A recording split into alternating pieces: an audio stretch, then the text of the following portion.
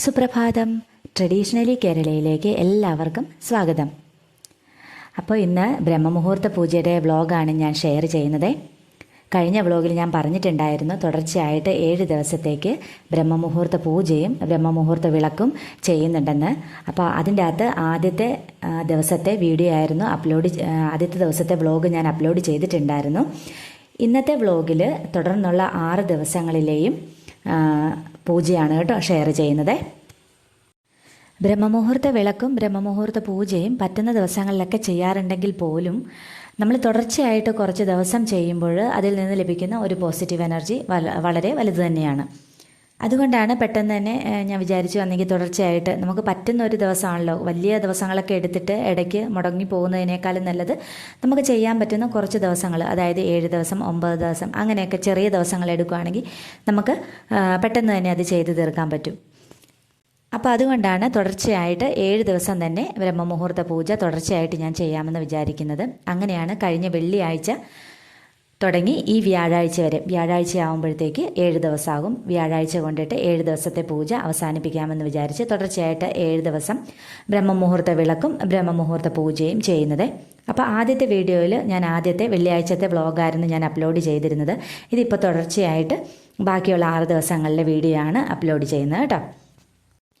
ബ്രഹ്മമുഹൂർത്ത പൂജ നമ്മൾ ബ്രഹ്മമുഹൂർത്ത സമയത്താണ് ചെയ്യേണ്ടത്. പക്ഷേ ഇപ്പോൾ നമ്മുടെ ഉദയം 6 മണി 6:05 എന്നുള്ളൊരു സമയത്താണ് ഈ സമയങ്ങളിലൊക്കെ നമ്മുടെ ഉദയം വരുന്നത്.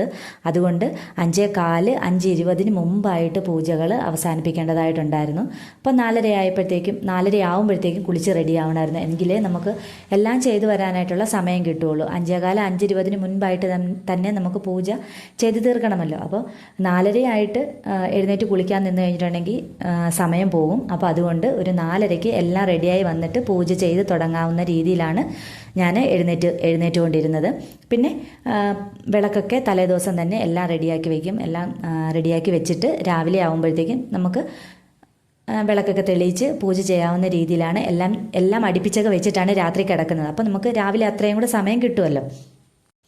അപ്പോൾ എൻ്റെ കയ്യിൽ 2 വിഗ്രഹങ്ങളാണുള്ളത്, ഗണപതി ഭഗവാന്റെയും മഹാദേവൻ്റെയും. ആ 2 വിഗ്രഹങ്ങളും അഭിഷേകം ചെയ്ത് അലങ്കാരങ്ങളെല്ലാം ചെയ്ത് പൂക്കൾ കൊണ്ടെല്ലാം അലങ്കരിച്ചിട്ട് ധൂപാരാധനയും നെയ്ദീപാരതിയും കർപ്പൂരാരാധനയും ചെയ്ത് നിവേദ്യം വെച്ചിട്ട് ദക്ഷിണയും താമ്പൂലവും വെച്ചിട്ട് പൂജ അവസാനിപ്പിക്കുന്ന അതേ രീതിയിലാണ് ഞാൻ ബ്രഹ്മമുഹൂർത്ത പൂജ ചെയ്തു വന്നത്.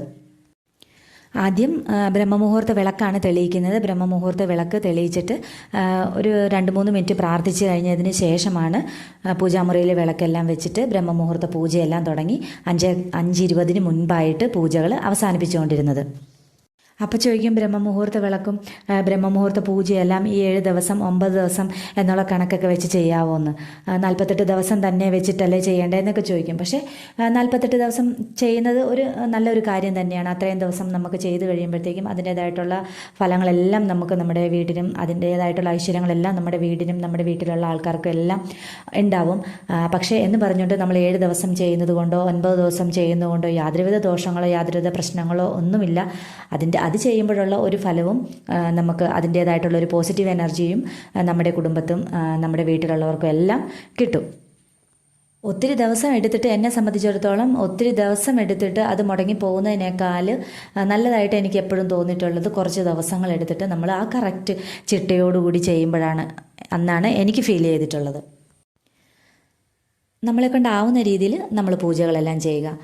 അല്ലെങ്കിൽ 48 ദിവസം ചെയ്തെങ്കിലേ അതിൻ്റെ ഫലം ലഭിക്കൂ എന്നൊന്നുമില്ല. നമ്മളെ കൊണ്ട് നമ്മുടെ സാഹചര്യം നോക്കിയിട്ട് നമ്മുടെ ആരോഗ്യം നോക്കിയിട്ട് നമ്മളെ കൊണ്ട് എത്രയാണോ ചെയ്യാൻ പറ്റുന്നത് അത് നമ്മൾ മനസ്സർപ്പിച്ച് തന്നെ ചെയ്യുക. അതിൻ്റെ ഫലം എന്തായാലും നമുക്ക് ലഭിക്കും. അപ്പോൾ ഇത്രയാണ് ഇന്നത്തെ വീഡിയോയുടെ വിശേഷങ്ങൾ. വീഡിയോ ഇഷ്ടപ്പെട്ടിട്ടുണ്ടെങ്കിൽ ലൈക്ക് ചെയ്യാനും ചാനൽ സബ്സ്ക്രൈബ് ചെയ്യാനും മറന്നു പോകരുത്. എല്ലാവർക്കും ശുഭദിനം. നന്ദി.